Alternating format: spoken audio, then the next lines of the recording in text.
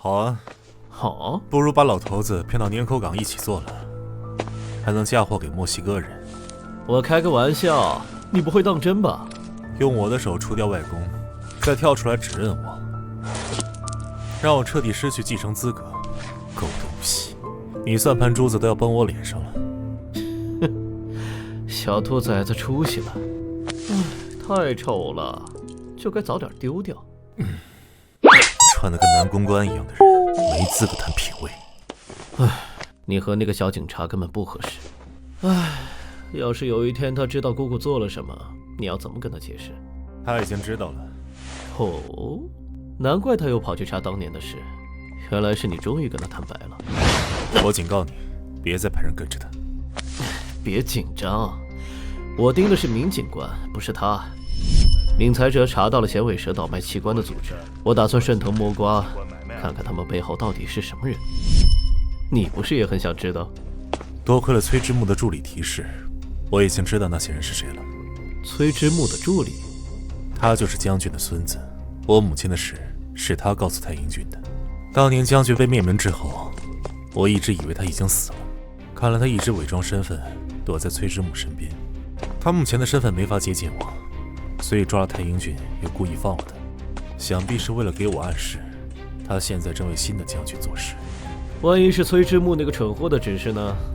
他贪图的不过是虚荣而已。所以说，直到最后你也没跟小警察坦白从宽呢。难怪被甩了。少看热闹，能命长一点。这嘴比屌硬的小表弟。总是这么精明，谈不了恋爱的。恋爱啊，就是要上当。你那么在乎那个小警察，为了个拉链都能冲进火里，为什么不能跟他坦白一点呢？你有没有想过，如果没有他，你还会做现在的事吗？如果没有英俊哥，我恐怕想要的会和母亲一样，成为下一个将军，掌握至高的权力，享受人类的恐惧，玩弄人命，如同踩死一只蝼蚁般，肆意感受杀人的快感。乖默默，以后这里就是你的家。小学题目这么难的吗？你不会吗？和古堡里的那些人对抗是最愚蠢的决定，连母亲都没能做到，而我却选择了最蠢的这条路。放任太英俊这样查下去，他知道的越多，只会越厌恶你。那你现在竭尽全力做的事，还有意义吗？我没法亲口告诉他那些事，毕竟过去的已经过去，无法挽回。如果最后他还是恨我，至少余生不会轻易忘了我。你这话倒是提醒我了。看来我们要同病相怜了。我们在天上的父，愿人都尊你的名为圣，愿你的国降临，愿你的旨意。能被送到这里来的孩子，都是被上帝眷顾的子民，救我们脱离凶恶。上帝一定会保佑他们得到一个幸福的归宿。你们要找的那些资料已经没了。几个月前，宋神父突然失踪，接着这些资料就被人放火烧掉。我们极力抢救，只留下了这些。如果想确定有没有那些孩子的资料，只能等到修女们重新整理登记之后。还需要多长时间？这个没法保证，毕竟修女们平时还要照顾孩子们，只能抽时间来做。没有上传电子信息吗？5年前，孤儿院才普及电子资料库，10几年前的资料只有纸质版。我早知道这件事，有一天警察会找上门来。宋神父还在的时候，每隔一段时间就会有孩子被接走，尽管他们伪装了各种身份。那个纹身是不会骗人的。纹身？是这个吗？对，是这个。你说的宋神父，难道就是前段时间坠楼死亡的那个宋康玉议员的弟弟？啊？你怎么知道？那么这个人，您见过吗？这是卢恩文字 ，M 是马的意思，代表了伙伴。拥有这个纹身的未必就是同一个人，也有可能是一群人。当年给我妈妈送救济金的人，也有一样的纹身。后来，我是在林默的手机里再次看到这个纹身。当时林默在用这个纹身寻找王孝元。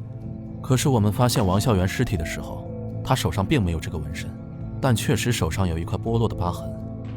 按时间算，王孝元不可能是当年给你们送救济金的人，这验证了我的猜想，马是一群人。既然王孝元拥有这个身份，中间又发生了什么事，让他手上的纹身被除掉了？换种说法，到底什么人才能拥有纹身？什么情况又会被消除纹身？用来干活的马和放在餐桌上的马。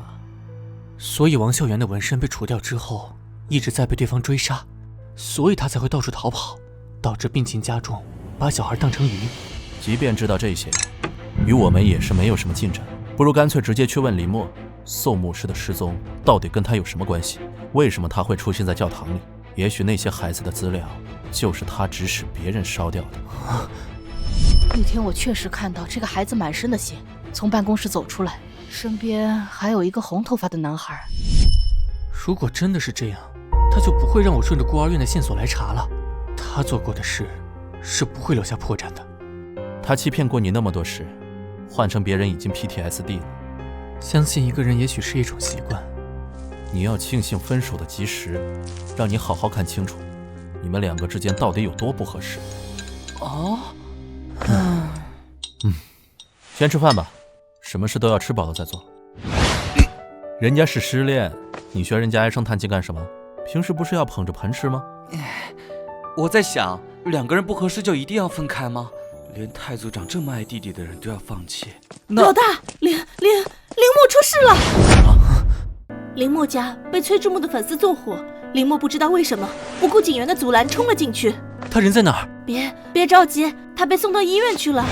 我还没说完，他又被徐秋的人带走了。徐秋就是那个红头发的男人吗？他可是警局重点关注的对象。之前跟他的接触来看，林默跟他关系还不错，或者是说两个人之间更像是合作关系。他也许不会伤害林默，但是这种事不能拼运气。徐秋那个人看起来也不像什么好家伙。果然是徐秋，还以为你不敢来了呢。搞了3个小杂碎来当头阵。我可不认识他们，我这次带着满满的诚意来，只做买卖。那拖去喂狗好了。想要钱吗？还是想跟上次一样，折在武联会手里？听说你们老大很喜欢看活人扒皮。你威胁我，也不看看你在什么地方。我劝你赶紧把钱交出来。我说的钱，可不只是我手上这2箱。这个是徐文石唯一的骨肉，他的亲外孙。抓了他，你可以跟老东西随便开价。他真的是徐文石的外孙儿？不相信吗？我可是他亲生的表哥，从小一起长大。把他拿出来，我也很舍不得呢。现在你有2个选择，一是拿他去跟徐文石换一笔钱，但是要被武联会追杀；第二，拿他当我的投名状，我们合作弄死那个老东西。不行，我得去找林默，见到他本人安全了我才能放心。啊！